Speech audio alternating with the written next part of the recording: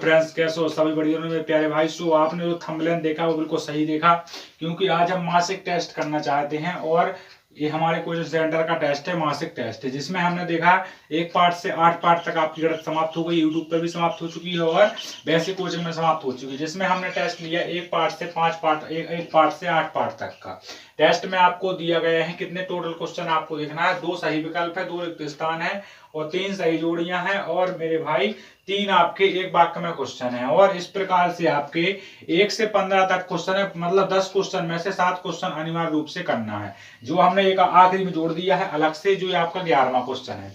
11 में से 7 क्वेश्चन आपको करना है। प्रश्न पढ़ना चालू करते हैं। सही विकल्प जो निकाल लिखिए 26 और 91 का एचसीएफ कितना होगा बताना है, जो हम आपको आगे सॉल्यूशन करके बताते हैं। पहले एक बार पढ़ लेते हैं, इसको हम हटा देते हैं, इसके बाद सॉल्यूशन करते हैं। एपी के साथ 2 7 12 का सर्वांतर कितना होगा? रिक्त स्थान में एक्स के निर्देशांक cos स्क्वायर का मान सही जोड़ेंगे। द्विघात समीकरण के मूल वास्तविक 1 - cot स्क्वायर एक मूल बिंदु से एक्स वाई की दूरी का सूत्र का होता है। एपी के प्रथम पदों का योग का होता है। आपको देखना cos 30 का मान। मेरे भाई अगर चैनल पर नया हो तो चैनल को सब्सक्राइब कर देना है। यहाँ देखना नोट दिया है 5 से 15 तक में से 7 क्वेश्चन करना है। द्विघात समीकरण में x square plus 7x plus मतलब शून्य ज्ञात करना है। 72 और 140 के बीच में आवाज गुणनखंड से एलसीएम और एचसीएफ आपको ज्ञात करना है। sin 30 into cos 30 plus cos 60 into sin 30 का मान ज्ञात करना है। सिद्ध कीजिए। √3 एक अपरिमेय संख्या है या नहीं है बताना है आपको। एपी में 31वां पद आपको पता है कि ज्ञात करना है, और जिसका 11वां पद और 16वां पद आपको दिया। 11वां पद आपका 38 है और 16वां पद 73 है। साइन में 3/4 दिया गया है। आपको sec और tan का मान आपको परिकलन करना है। y का y मान ज्ञात कीजिए, जिसके लिए आपको ये मान दिए गए हैं और इसका मात्रक आपको 10 दिया गया है। द्विघात समीकरण युग में 2x प्लस y माइनस 6 बराबर 0 व 4x माइनस 2y बराबर -1 माइनस 4 बराबर 0 का हल संगत है या असंगत है आपको बताना है। tan कोष्टक a प्लस बी बराबर √3 है। tan कोष्टक a माइनस बी का मान 1/2 है। ये आपको बताना है। सवाल कहाँ से आया मेरे भाई, ठीक है। फिर देखना √1 प्लस साइन बटे में 1 माइनस साइन बराबर सिद्ध करना है sec है प्लस tan है, ठीक है ना।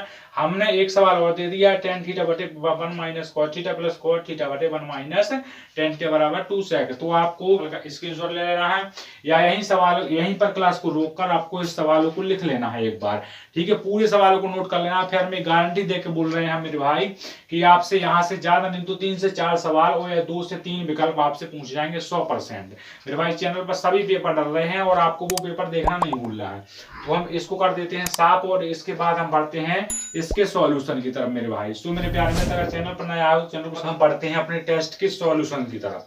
टेस्ट को आपने सबने पढ़ लिया होगा, हमने आपको पढ़ के सुना भी दिया है पूरा टेस्ट। आप उसका स्क्रीनशॉट ले लो या फिर उसको अपनी या फिर वीडियो को रुकाकर लिख लो, क्योंकि टेस्ट इतना इंपॉर्टेंट है कि मेरे भाई गारंटी के साथ बोल सकते हैं हम, आपका टेस्ट पूरा पेपर में नहीं आएगा, फिर आपका 50-60% टेस्ट आएगा पेपर में, क्योंकि कोचिंग का आपका कोचिंग सेंटर का टेस्ट है और ऐसा वैसा टेस्ट नहीं है। जो आप देखते हो सबसे पहला विकल्प क्या है? सबसे पहले नंबर का फर्स्ट नंबर का विकल्प, फर्स्ट नंबर का विकल्प क्या था आपका? 26 और 91 का 26 और 91 का HCF ज्ञात करना था। HCF कैसे ज्ञात करते हैं? HCF वह संख्या होती है highest common multifraction. Highest common fraction का मतलब होता है वह सबसे बड़ी संख्या जिसका सब में भाग चला जाए। तो हमने देखा सबसे आखिरी संख्या 13 दूनी 26 और 13 7 91, यानी इसका आंसर 13 होगा। फर्स्ट नंबर का ऑप्शन सही है आपका। दूसरा नंबर का आपका दूसरा विकल्प होगा आपका कौन सा? एपी में 2 7 12 और हमें इसका सर्वांतर बताना है। क्या बताना है? सर्वांतर कहां से ज्ञात करते हैं? D1 बराबर लिखेंगे A2 माइनस A1। तो आपने देखा D1 बराबर A2 7 है और 2 है आपका A1, तो यहां से 5 आंसर, 5 इसका आंसर, सही आंसर इसका 5। आपके यहां से दोनों विकल्प क्लियर। इसके बाद आते हैं रिक्त स्थान की तरफ। तो रिक्त स्थान देखिएगा, सबसे पहले रिक्त स्थान क्या दिया है आपको सबसे पहले रिक्त स्थान दिया गया है इसी सवाल में। रिक्त स्थान आपको सबसे में देखा है। एस अक्ष पर बिंदु के निर्देशांक क्या होते हैं? एस अक्ष पर बिंदु के निर्देशांक पर हमेशा जब कभी भी आपसे एस अक्ष पर बिंदु के निर्देशांक पूछे जाएं तो होते हैं x0, है ना।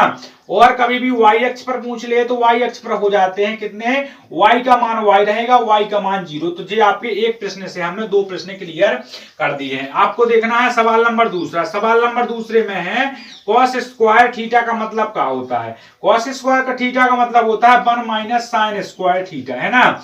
और पूछ ले साइन स्क्वायर थीटा का, साइन स्क्वायर थीटा का मतलब होता है 1 minus cos square theta, 1 minus cos. और कभी भी पूछ ले sine square theta plus cos square theta का मतलब क्या होता है, इसका मतलब 1 होता है।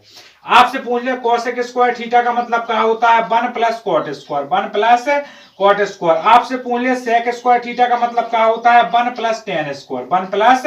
यहां से हमने लगभग मेरे भाई 13-14 सूत्र बता दिए हैं एक सवाल में। इसके बाद बढ़ते हैं आगे क्योंकि क्लास लंबी हो जानी है, सवाल मेरे भाई बहुत ज्यादा है। तो मेरे भाई सबको आपको एक बार करके पूरा पेपर का सॉल्यूशन देख लेना है जो आपके लिए बहुत लाभ। फिर आपको देखना है सही जोड़ी। यहाँ द्विघात समीकरण का फॉर्मूला क्या होता है। द्विघात समीकरण का फॉर्मूला होता है ए स्क्वायर प्लस बी एक्स और प्लस क्या होता है प्लस सी बराबर 0। तो ये हमारा पहले का आंसर हो जाएगा। दूसरा वाला क्या है, दूसरे वाले में क्वेश्चन में आपने दिया गया है कि द्विघात समीकरण का मूल वास्तविक क्या होता है। द्विघात समीकरण का मूल वास्तविक याद करने के लिए लगाते हैं बी स्क्वायर माइनस 4ac के फॉर्मूले को। तीसरा नंबर का है, तीसरे नंबर की जोड़ी आपको क्या दी गई है 1 minus cot square. 1 minus cot square का मतलब क्या होता है, 1 माइनस कॉट स्क्वायर थीटा का मतलब अभी बताया है ना हमने, cosec square theta, cosec square theta. तो यहां से सही जोड़ी तीनों क्लियर। इसके बाद आ जाते हैं हम कितने प्रश्न हुए, कुल प्रश्न हो गए हैं एक वाक्य के प्रश्न पर। एक वाक्य का पहले नंबर का प्रश्न आपको दिया गया है। सबसे पहले नंबर का प्रश्न था कि मूल बिंदु से बिंदु की दूरी ज्ञात करते हैं तो कौन सा फॉर्मूला, एक्स वाई के लिए मूल बिंदु से दूरी ज्ञात करते हैं तो मिल लगता है ए बी बराबर under root x 2 minus x 1 का whole square plus y 2 minus y 1 का होल स्क्वायर। ये इसका हमारा दूरी का फॉर्मूला है। दूसरे नंबर पे आपने सवाल में देखा क्या है, किसी एपी के प्रथम पदों का योग ज्ञात करते हैं। तो यहाँ पर एस एन वाला एस एन एन बटे 2 A plus N minus 1 into D वाला, ये क्या है योगफल वाला, ये है हमारा योगफल का फॉर्मूला। और इसी में आपसे पूछ ले पदों का योग, इसी में पूछ ले व्यापक हल, व्यापक हल। व्यापक हल ज्ञात करते हैं तो लगाते हैं ए एन बराबर A plus N minus 1 into D वाला। और आपसे पूछ ले क्या पूछ ले व्यापक हल के बाद व्यापक रूप पूछ ले। तो व्यापक रूप के लिए आपको जब ज्ञात करना है तो क्या लगाते हैं ए प्लस डी, ए प्लस 2d। इस प्रकार से आपके यहाँ हमने बहुत सी चीजें क्लियर कर दी, मतलब कोई भी ऑप्शन बन जाए आपसे बन जाएंगे। तीसरा नंबर का प्रश्न आपका दिया गया था कि cos 30 का मान क्या होता है। cos 30 का मान हमने ज्ञात करवाया सारणी से, जो आपको हमने उस क्लास का थंबनेल आपको दिखा दिया होगा मेन स्क्रीन पर। आपको पता है cos 30 कहाँ होता है, cos 30 पहले खंड में होता है। साइन का मतलब साइन का पूरा उल्टा होता है ना, cos साइन का उल्टा हुआ तो √3/2, √3। क्योंकि आप देख पा रहे हो 0 के बाद आता है 30, 30 के बाद 45, 45 के बाद 60। तो यहाँ साइन में होता है क्या मान 0 होता है, यहाँ 1/2, यहाँ पर होता है आपका कितना 1/√, का यहाँ होता है खाली अंडर रूट, यहाँ होता है 1/√2, है ना। यहाँ पर होता है 3/√2, वहां होता है खाली 1। सो यहाँ से देखा हमने कि जी हमारा पूरा मान आ गया। तो आपको सारी क्लास देखनी पड़ेगी। इसके बाद हमारे जो सब क्या थे 12 प्रश्न थे, जो हमारे उन 12 प्रश्नों में से जो हमें 7 प्रश्न ज्ञात करने थे, 12 प्रश्न में से जो हमें 7 प्रश्न ज्ञात करने थे, 5 प्रश्न की छूट थी। तो 12 प्रश्न में से 5 प्रश्न वो ज्ञात करेंगे आप पहला नंबर का क्वेश्चन। हम आपको 12 के 12 क्वेश्चन सॉल्व करके दिखला देंगे, सिर्फ आपको एक बार बने रहना। तो हमने पहला नंबर का क्वेश्चन सॉल्व करना चालू किया कि द्विघात समीकरण x square plus 7x plus 10 के क्या करना है, शून्यांक ज्ञात करना है। आपको हम जल्दी जल्दी सवाल लगा के बताएंगे शून्यांक ज्ञात करना है। शून्यांक ज्ञात करना है तो इसके लिए थोड़ी सा समय लेंगे, क्योंकि शून्यांक ज्ञात करने से पहले आपको 2 पार्ट और 3 पार्ट की सवालों को देखना है, अगर यहाँ मजा आता है तो। अगर नहीं लिए तो चैनल को सब्सक्राइब कर देना इसके बाद, ठीक है ना। हल करेंगे, शून्यांक ज्ञात करेंगे तो x square plus 7x plus का 10। कभी भी शून्यांक डायरेक्टली ज्ञात नहीं होते हैं पर हमेशा समीकरण में ज्ञात होते हैं। तो द्विघात समीकरण का फॉर्मूला क्या होता है, द्विघात समीकरण का फॉर्मूला होता है ax square plus bx plus c बराबर 0, जो यहां पर मैच हो रही है। सो हमने देखा x square plus 7x plus 10 बराबर 0। अब पहला गुणांक जो होता है, पहला गुणांक जो होता है वो ए का गुणांक जो होगा वो सी के साथ गुणा होता है। मतलब क्या होता है, ए एक्स स्क्वायर इंटू सी। सो आपने देखा कितना है यहाँ एक्स स्क्वायर, तो एक्स स्क्वायर गुणा 7 यानी कितना आना चाहिए 7x स्क्वायर। सो हमको इस 7 को इस तरीके से हमको इस 7 को ऐसे बिखारना है, इसका एलसीएम लेंगे और इन दोनों का एलसीएम ऐसे लेना है 7x का कि गुणा करने पर क्या आ जाए 10 है मेरे भाई 10, सॉरी इस 10 को इस तरीके से तोड़ना है, इस 10 का ऐसा गुणनखंड करना है कि जोड़ने घटाने पर 7 आ जाए और गुणा करने पर आपके 10 के 10 आ जाए। आपने 7 को तोड़ना, यहाँ 10 को तोड़ना चालू किया, 10 का हमने एलसीएम लिया 2, तो कितनी बार 5 बार, 5 से दिया तो 1 बार, यानी 5 और 2 7 होता है, 5 9 10 होता है, यानी कितना आ गया 5x प्लस 2x और प्लस का 10 बराबर 0। ये हमारा यहां से गुणनखंड हो चुका है। आप देख पा रहे हो एक्स स्क्वायर और 4 पद बन गए ना, तो 2 पद अलग करो, 2 पद अलग करो। हमने यहां से इन 2 पदों को अलग किया, किस पदों को, एक्स स्क्वायर प्लस का 5x। एक्स स्क्वायर को लिख सकते हैं एक्स गुणे एक्स, 5x को लिख सकते हैं कितना एक्स गुणे 5, यहां भी एक्स यहां भी एक्स, मतलब हमारा क्या x कॉमन आ गया, x भीतर बच गया प्लस का 5 भीतर बच गया, यहां प्लस का चिन्ह लगाया, दूसरी वाली की बारी आई x 5x 2x प्लस 10, इसको करेंगे तो 2x और x हो जाएगा, कितना हो जाएगा यहां से x 2x गुणे 1, या फिर कर दें कितना 2x गुणे 1 है ना, और यहां से करेंगे 5 गुणे 2 है ना, तो यहां से कितना करें 2 गुणे 1, तो यहां भी 2 यहां भी 2, x प्लस 5 आपको अंदर मिल गया, x प्लस 5 आपको अंदर मिल गया, 2 आपका कॉमन बाहर आ गया बराबर में 0। यहां से x प्लस 5 का 5 रहेगा बराबर में 0, x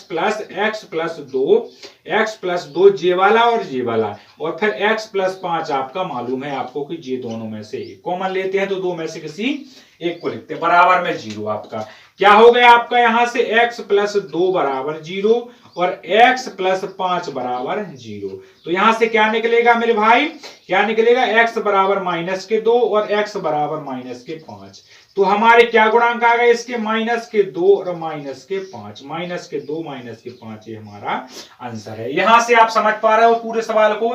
इसका हम एक शॉर्ट फॉर्मूला बता देते हैं जो आपको मालूम नहीं होगा। इसका जो शॉर्ट फॉर्मूला बनेगा, जो यहाँ पर आपको सवाल लिख रहा है x square plus 7x plus का 10, ठीक है ना। यहां देखिएगा जो आपको 7 दिखिए 5 दिख रहा है ना, 5 10 दिख रहा है ना आपको 10, सी वाला पद, जो सी वाला पद होता है इसको हम तोड़ेंगे 2 भागों में। हमने तोड़ा कितना 5 और 2, 5 और 2, 5 और 2 जोड़ने पर कितना होता है 7, और गुणा करने पर कितना होता है 10, यानी दोनों प्लस के हैं तो दोनों माइनस के कर दो, बस हमारा आंसर आ गया माइनस के 5 और माइनस का 2। जी आप कहीं भी फॉलो कर लीजिएगा सूत्र को, इस फॉर्मूले को कहीं भी आप कर लीजिएगा फॉलो, ये आपका बिल्कुल सही है ना, चाहे जहां आप इसका प्रयोग कर सकते हो। इसके बाद हम देखते हैं सवाल नंबर दूसरा, तो इसका आप स्क्रीनशॉट ले लो। सवाल नंबर दूसरा होगा आपका, इसमें कि या में दिया गया इसके अथवा वाला, हमें सिर्फ इसके 5 सवाल करना है, तो आपने सब सवाल देख लिए थे। दूसरा सवाल होता है 72 व 140 के अभाज्य गुणनखंड विधि के द्वारा गुणनखंड एलसीएम और एचसीएफ ज्ञात कीजिए, आपने लिख लिया होगा। एलसीएम और एचसीएफ हमें ज्ञात करना है अभाज्य गुणनखंड के द्वारा। अभाज्य गुणनखंड के द्वारा एलसीएम और एचसीएफ ज्ञात करना है किसके, 72 और किसके करना है 72 और 140, 72 और 140 के अभाज्य गुणनखंड के द्वारा, अभाज्य गुणनखंड के द्वारा एचसीएफ और एलसीएम ज्ञात करना है। अब एचसीएफ और एलसीएम कहलाता क्या, एलसीएम कहलाता है वह सबसे छोटी संख्या जिसमें सबका भाग चला जाए, और एचसीएफ कहलाता वह सबसे बड़ी संख्या जिसका सब में भाग चला जाए। सो आपको यहाँ वही 2 चीज करना है। आपको पता है 72 का क्या होता है गुणनखंड, 72 का होता है 1 गुणे 2 गुणे 3 गुणे 4 से कटता है 72, 4 है ना, 4 होता है ना, 4 गुणे 5 से नहीं कटता है, 6 से कटता है, 6 से कटता है, 7 से 8 से नहीं कटता, 8 नाम 72, 8 से कटता है, 9 से कटता है, और अब किससे कटता है 9 से कट गया। अब 12 छिंग 72, 12 से कटता है, 12 के बाद 18 18 18 72, 18 से कटता है। 18 के बाद किससे कटता है? 18 के बाद 24 72, तो 24 से कटता है, 36 से कटता है और फिर सीधा 72 से कटता है। ये हमारे इसके गुणनखंड होगा, ठीक है ना। इसके बाद 140 के गुणनखंड 140 के होते हैं 1 गुणे 2 गुणे 2 गुणे कितना हो जाएगा? 2 गुणे 5, 2 गुणे 5, 5 गुणे 7, 7, 7 के बाद 10, 10 के बाद कितना होगा 140 के लिए? 10 के बाद 20, 20 के बाद कितना हो जाएगा? 20 के बाद कितना आएगा? सीधा 20 के बाद इसका 140 के लिए 35, 20 के बाद 35, 35 के बाद 70 और 70 के बाद 140, ठीक है ना। ये होंगे ना। अब आपको यहां से HCF निकालना है। क्या निकालना है? HCF निकालना है। सबसे पहले लिखते हैं हम HCF। तो HCF क्या होता है? HCF वह सबसे बड़ी संख्या जिसका सब में भाग चला जाए। तो 72 में और 140 में ऐसी कौन सी संख्या है? दो दोनों में मिल जाते हैं और यहां से 3 भी दोनों में 3 नहीं मिलते हैं। अब इसके बाद क्या मिलते हैं? 4, यानी 2 मिल गए। 2 के बाद आप देख पा रहे हो ना 4 मिल रहे दोनों में, ना 5 मिल रहा है, ना 10 मिल रहा है, और फिर इसके बाद आपको ढूंढना नहीं है। आपने देखा क्या मिल गया? इसका HCF 2 मिल गया, इसका HCF 2। अब 2 का देखो 72 में भाग जाता है और 140 में जाता है, ना 5 का ना 6 का, ये किसी का नहीं। तो इसका HCF कितना आ गया? 2 आ गया। इसका LCM, जब हम इसका LCM करेंगे मेरे भाई, तो आपको कहां तक देखना है? सबसे पहले आपको देखना 72 और 140 का LCM। 72 और 140 का जब LCM करेंगे तो आपको 72 में कॉमन देखना है, काका मिल गया।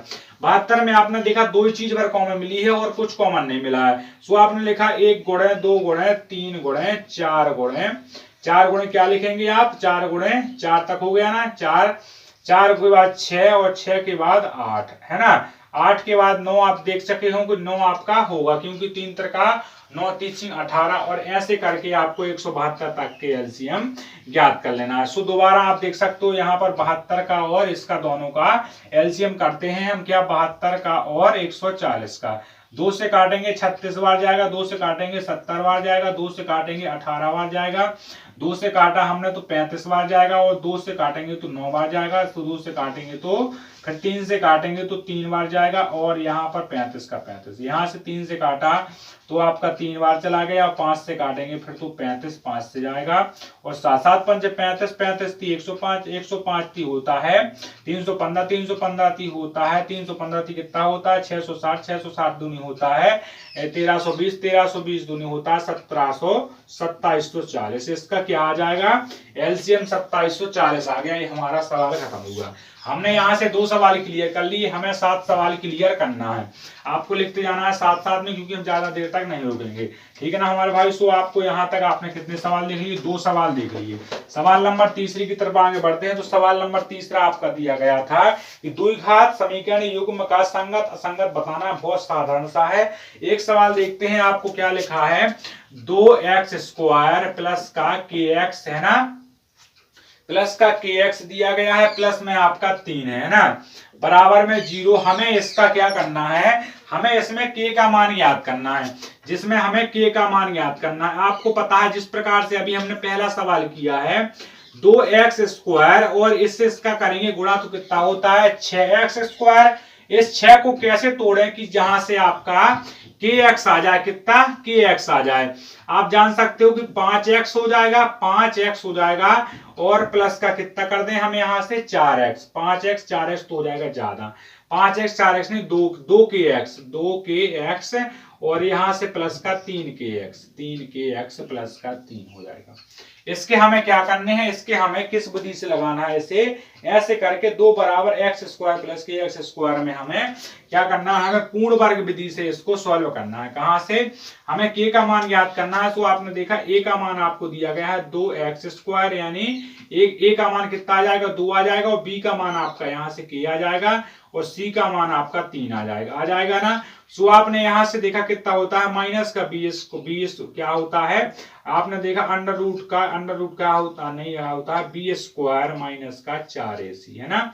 तो b का मान आपका क्या दिया गया है? k² दिया गया है माइनस का 4, a का मान आपको 2 दिया गया है, c का मान 3 दिया गया। तो k² माइनस का 4 दूनी 8, और 8 4 दूनी होता है 8, कितना यहां से देखिएगा कितना हुआ 2 दूनी 4 दूनी 8, और 8 हो गया 24, है ना। तो यहां से क्या बचेगा? k बराबर क्या बचा? 24 अंडर रूट, है ना। तो यहाँ से तोड़ दिया तो कितना होता है 2 का कितना होता है 4, और तो यहाँ से कितना निकल गया हमारा 2 अंडर रूट के बाहर और 3 भीतर, तो 2 4 4 यहाँ 6 भीतर, है ना 6 भीतर, 6 चौका 24, 2 अंडर रूट के का मान कितना आएगा 2 अंडर रूट का 6, और हमारा सवाल खत्म। इसके बाद हमने आपको बता दिया, स्क्रीनशॉट ले लीजिएगा इसका।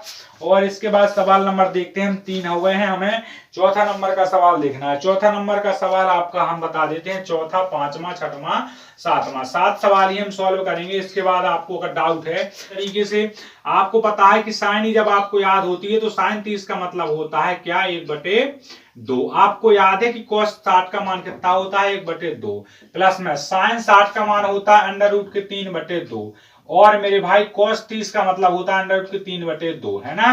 तो यहां से गुणा हुआ, नीचे का नीचे ऊपर का ऊपर, तो 1/4, है ना, और प्लस का प्लस कर, 3 का 3 से गुणा हुआ तो 3 निकला और 4 आ गया। फिर आपने दोबारा देखा कि एलसीएम आएगा तो 4 एलसीएम और 1 + 3 = 4, तो 4/4 होगा, क्या निकलेगा हमारा आंसर इसका 1। आपने यहां से कितने सवाल 4 सवाल देख लिए, और ये आपका चौथा नंबर का सवाल। तो मेरे भाई अगर मजा आ रहा तो एक बार वीडियो को लाइक शेयर जरूर कर देना है। इसके बाद देखते हैं हम सवाल नंबर 5वां, और 3 सवाल अपन को और सॉल्व कर, प्लस का tan a, sec a plus का tan a, इस सवाल को हम सिद्ध करेंगे। आप जानते हो कि जब हमें पता है अंडर रूट कहां से हटता है, जब उसका होल स्क्वायर होता है। तो एक बार हमने इसको ज्यों का त्यों लिखा, 1 प्लस sin a बटे 1 माइनस sin a। यहां तक हमने इसको आपको ज्यों का त्यों लिख दिया। एक बार हल करते हैं, जब यहां लिख देते हैं हर का परिमेयकरण करने पर, हर का परिमेयकरण करने पर, आपको परिमेयकरण हमने पहले भी बता दिया, परिमेयकरण करने पर हर का परिमेयकरण जब होता है तो क्या है, हर आपका 1 माइनस है तो यहाँ प्लस हो जाएगा, 1 plus 1 under root 1 plus sine A, है ना। ऊपर का ऊपर गुणा होगा, नीचे का नीचे, तो ऊपर देखो दोनों सेम तरीके से दिख रहा है ना। दोनों जब सेम दिख रहे हैं तो क्या बनता है a प्लस बी, तो क्या निकलता है बाहर a प्लस बी सबका whole square, a minus B और a प्लस का b क्या होगा a square minus B square, है ना। दो फॉर्मूले बन रहे हैं, एक ऊपर और एक नीचे। हमने ऊपर वाले को सॉल्व किया तो क्या होगा, अंडर रूट का क्या है 1 प्लस साइन ए और सबका होल स्क्वायर, बटे में क्या होगा, बटे में होगा 1 होल स्क्वायर माइनस का साइन का होल स्क्वायर, ठीक है ना। यही होगा ना, इन सब का होल स्क्वायर नहीं हुआ क्योंकि आपने फॉर्मूला पहला वाला दूसरा वाला लगाया है सटीक तरीके से। यहां से होल स्क्वायर हटाया तो क्या बचा 1 साइन ए बटे में यहां से अंडर रूट जाऊंगा तो 1 माइनस साइन स्क्वायर ए, है ना। सो आपको एक सूत्र मालूम है कि ये 1 minus sine square plus cos square होता है।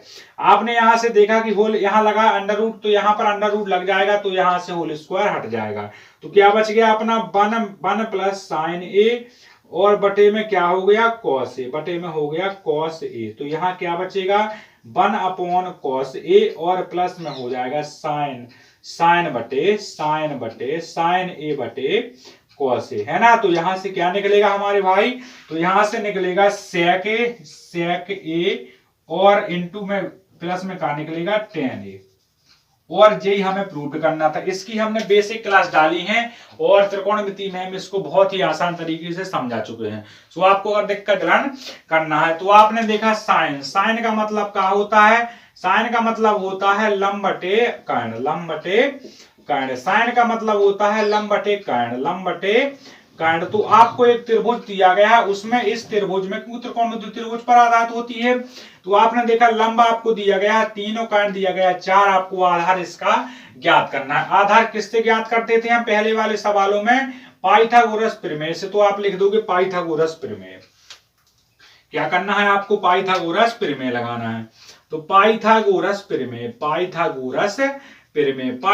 हमने प्रमेय लगाई यहां पर, तो क्या होता है कर्ण का वर्ग अन्य दो भुजाओं के वर्ग के योग के बराबर होता है, कर्ण का वर्ग अन्य दो भुजाओं के वर्ग के योग। कर्ण आपका कितना है 4 चौका 16 बराबर में लंब आपका 3 त्रिका 9 है और प्लस का आपका आधार अभी ज्ञात नहीं है जो आपको दिया गया है BC। यहां देखा आपने कि 16 किसके पास जाएंगे 9 किसके पास 16 के पास, तो BC का होल स्क्वायर है ना।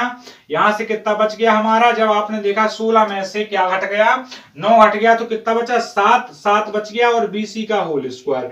तो BC बराबर का आ गया, यहां से BC बराबर अंडर रूट का 7, यानी हमारा आधार आ गया अंडर रूट का 7। ऐसे जल्दी जल्दी लगा कर दिखाते हैं क्योंकि हम बेसिक तरीके से तो लगा चुके हैं इसको, बहुत पहले क्लासों में चल चुका है। सेक A बराबर, सेक का मतलब किसका उल्टा होता है, कॉस का उल्टा होता है। तो कॉस क्या होता है, आधार बटे कर्ण, तुझे क्या हुआ कर्ण बटे आधार, कर्ण बटे आधार, यानी कर्ण आपका कितना है इसमें 4 और आधार अंडर रूट का 7, जी इसका आंसर। इसके बाद देखते हैं टेन, टेन का मतलब क्या होता है, टेन का मतलब होता है लंब बटे आधार, लंब बटे आधार, लंब बटे आधार, लंब बटे आधार, हमारा लंब बटे आधार। लंब आपका कितना है 3 दिया गया है, आधार आपका अंडर रूट का 7 है। सो जी यहां से दोनों मान हमने, जिसको स्क्रीनशॉट लेना है ले लो, नहीं तो हमने यहां से साफ कर दिया। इसके बाद आपने y का मान याद करना है हमें, और p बराबर आपको सवाल में दिया गया है, p बराबर आपको दिया गया है 2 माइनस का 3, और q बराबर आपको मिल गए हैं बिंदु 10y, 10y मिल गए हैं जी मेरे भाई। किस पार्ट का सवाल, जी हमारा 7 पार्ट का सवाल है, ठीक है ना। और यहाँ हमें मात्रक भी मिल जाता है, मात्रक हमारा 10 है, जो होता है हमारा a और b का मतलब, है ना। यहाँ पर a और b का दूरी का फॉर्मूला, ठीक है, का फॉर्मूला, दूरी का फॉर्मूला, हमने दूरी का फॉर्मूला लगाना चालू किया है। अंडर रूट में क्या होता है x2 माइनस x1 का होल स्क्वायर, और प्लस में होता है y2 माइनस y1 का होल स्क्वायर, ये होता है ना फॉर्मूला। तो आप यहां से एक बात जानिएगा कि आपको क्या मिल गया, x1 बराबर 2 और x2 बराबर मिल गया 10 और y1 बराबर मिल गया माइनस के 3 और y2 बराबर मिल गया हमें, y2 बराबर मिल गया y, ठीक है ना। हमने यहां से a भी बराबर लिखना चालू किया। आप जानते हो कि x2 का मान कितना दिया गया, x2 का मान हमें 10 दिया गया है, और y2 का मान, x2 का मान 10, x1 का मान दिया गया 2, y2 का मान y है, और y क्या दिया गया माइनस माइनस प्लस। आपको पता है कि ये भी का मात्रक 10 है, तो हमने 10 लिख दिया। यहां से हमने अंडर रूट किया, यहां से कितना आ गया 8 आ गया, 8 का होल स्क्वायर, और प्लस का कितना है y प्लस का 3 का होल स्क्वायर। आप जानते हो कितना होता है 10 बराबर, यहां से 8 अठैया 64 हो गया, प्लस का क्या हो गया y प्लस अंडर रूट का 3, इसे हमें सॉल्व नहीं करना है। यहां से अंडर रूट हटेगा तो यहाँ कितना हो जाएगा 100 बराबर में 64 प्लस का y प्लस का 300। यहाँ थोड़ी हम बहुत जल्दी जल्दी बता रहे हैं, लेकिन जो हमारी क्लास है वहां आप देख लोगे तो आपका दिल ठंडा हो जाएगा मेरे भाई। आपने जाना यहां से क्या निकला हमारा 64 प्लस का y प्लस का 3 का होल स्क्वायर बराबर में 100। यहां से वहां कर दें कोई दिक्कत नहीं है, बराबर में है y प्लस का 3, 64 का जोड़ा नहीं बना इसके साथ, तो 64 गए 100 के पास, तो माइनस के y प्लस का अंडर होल स्क्वायर बराबर में 36 बच गया। यहां से होल स्क्वायर हटेगा तो उस तरफ जाएगा, तो काय का हो जाएगा अंडर रूट 36 का हो जाएगा। y प्लस का 3 बराबर में प्लस माइनस का 6, क्योंकि अंडर रूट से मान निकलता है वर हमेशा प्लस माइनस का, तो y बराबर माइनस का 3 निकलेगा, वर हमेशा आप जानते हो प्लस का है, तो हम एक बार रखेंगे y बराबर प्लस का 6 और माइनस का 3, तो y बराबर हमारा 3 आ जाएगा। एक बार रखेंगे हम माइनस का 6 और माइनस का 3 था ही, तो माइनस का 9, यानी हमारा y का मान कितना आ जाएगा, y का मान आ जाएगा हमारा क्या आ जाएगा हमारा 3 माइनस का 9, 3 माइनस का 9, और यही हमारा आंसर क्लास का कर देते हैं हम। सो हमने 7 क्वेश्चनों का वादा किया था, जो हमारा रियल में टेस्ट था, और एक कोचिंग सेंटर का टेस्ट है, जेडी के मैथ सेंटर का टेस्ट है मेरे भाई। सो आप जान चुके हो मेरे प्यारे मित्रों कि 7 क्वेश्चन हमने किस तरीके से किस रफ्तार से याद किए हैं, 10 विकल्पों को भी। सो मेरे प्यारे मित्रों अगर चैनल पर नया है तो चैनल को सब्सक्राइब कर लो, वीडियो में जो नए थे तो वीडियो को लाइक कर देना है, शेयर करना है। और मेरे भाई एक आपको गुड न्यूज दे दें कि मेरे प्यारे मित्रों अभी आपने देखा त्रैमासिक परीक्षा, अर्धवार्षिक और प्री बोर्ड, बोर्ड, इन सभी परीक्षाओं में हमने सभी तरह के पेपरों को डाला था, और अब हमारे वार्षिक, प्री बोर्ड और अर्धवार्षिक पेपर डालना चालू हो गए हैं 8वीं से लेकर 12वीं तक। तो मेरे प्यारे मित्रों सभी को एक एक बार पेपर को देखना है, जहां से आपको बहुत सी चीजें सीखने को मिलेगी, और 90% पेपर की गारंटी हमारी है कि आपके पेपर छपेंगे मेरे भाई। सो आपको मेरे प्यारे मित्र क्लास अच्छी लगी होगी तो मेरे भाई लाइक करें, शेयर कर दो, और चैनल को सब्सक्राइब आपको जरूर कर लेना है मेरे भाई। सभी को दिल से धन्यवाद। जय हिंद, जय भारत, वंदे मातरम।